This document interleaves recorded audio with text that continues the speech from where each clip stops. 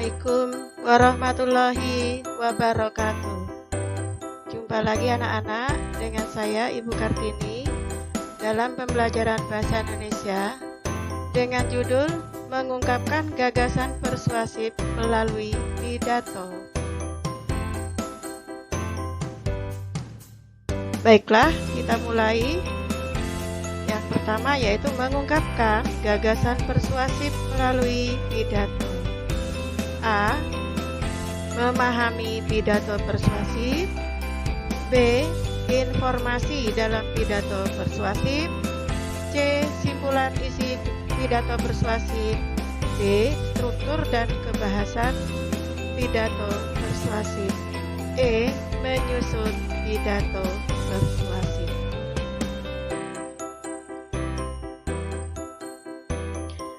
Pengertian pidato persuasif.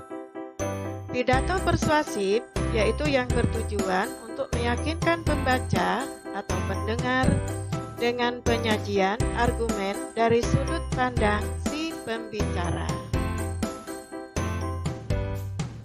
Jenis-jenis pidato: sambutan, pidato pemerintahan, pidato instansi, pidato ceramah. Sekarang kita memasuki ke metode berpidato. Yang pertama ada metode pidato manuskrip atau menggunakan naskah. Yang kedua yaitu memoriter atau yang kita kenal dengan hafalan. Yang ketiga ekstemporan. Yang keempat impromptu atau pidato dadakan. Informasi dalam pidato persuasif. Tujuan pidato persuasif: menemukan informasi dalam pidato persuasif,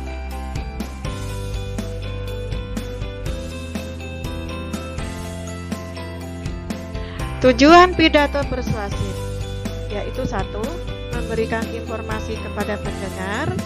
Yang kedua, meyakinkan pendengar. Yang ketiga, menghibur pendengar. Yang keempat, menggerakkan pendengar. Langkah-langkah menemukan informasi dalam pidato persuasif. Membaca atau pendengar pidato persuasif dengan seksama. Mencatat informasi yang penting dalam pidato persuasif atau yang dibaca atau yang didengarkan. Menyimpulkan pesan dari informasi penting dalam pidato persuasif yang dibaca atau yang didengarkan. Langkah-langkah dalam menyimpulkan isi pidato persuasif.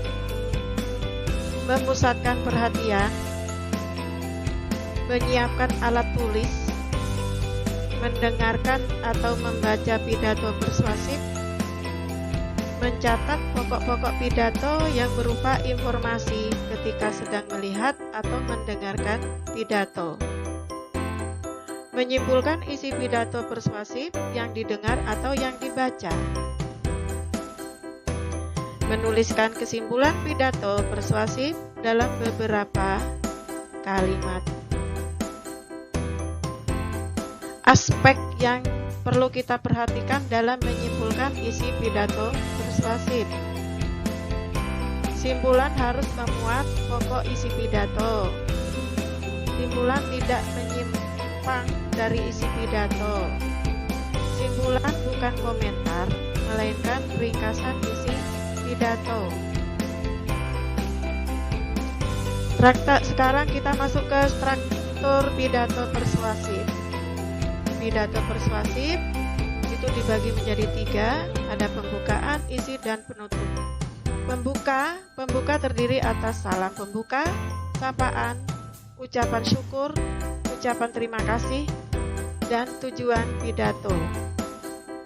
Isi pidato memaparkan permasalahan atau materi yang akan disampaikan. Permasalahan yang diuraikan secara terperinci di dalam isi pidato. Penutup merupakan bagian akhir pidato. Penutup terdiri atas kesimpulan, ucapan terima kasih, permohonan maaf, dan salam penutup atau penutup pidato tidak harus kita buat secara lengkap. Kebahasaan di dalam pidato persuasif. Ada konjungsi. Konjungsi terdiri dari pengertian dan macam-macam konjungsi. Sedangkan kalimat persuasif terdiri dari pengertian dan ciri-cirinya. Pengertian konjungsi.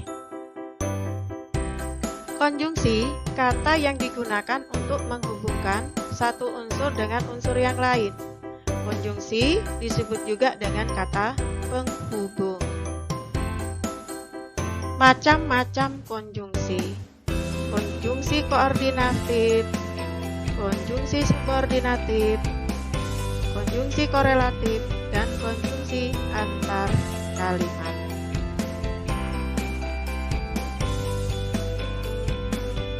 Kalimat persuasif. Kalimat persuasif, kalimat yang berisi ajakan dan bertujuan untuk mempengaruhi pembaca atau pendengar untuk melakukan sesuatu sesuai dengan kehendak penulis atau pembicara. Ciri-ciri kalimat persuasif. Bertujuan untuk membujuk, mengajak, dan mempengaruhi seseorang. Biasanya menggunakan kata ayo, mari, dan kata-kata yang bersifat mengajak lainnya. Biasanya menggunakan tanda seru di akhir kalimat. Menyusun pidato persuasif, yaitu menggunakan naskah pidato. Langkah-langkah dalam menyusun pidato persuasif. Yang pertama, menentukan tema atau pokok pidato. Yang kedua, mendaftarkan pokok-pokok pidato yang akan disampaikan. Yang ketiga, menentukan tujuan pidato. Yang keempat, menyusun kerangka. Yang kelima, kita mengembangkan kerangka pidato tersebut menjadi sebuah pidato yang utuh. Berpidato.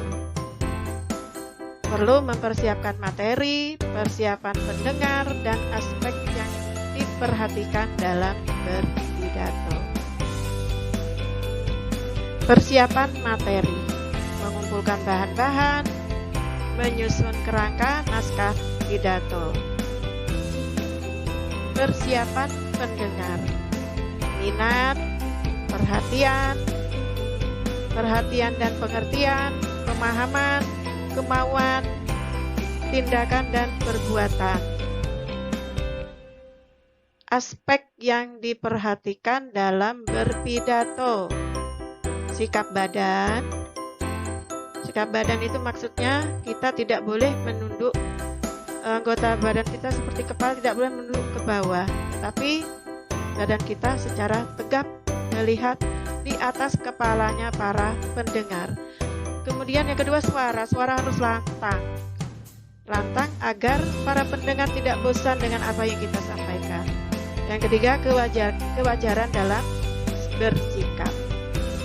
Kewajaran dalam bersikap itu maksudnya sikap yang secara wajar sesuai dengan isi pidato yang disampaikan.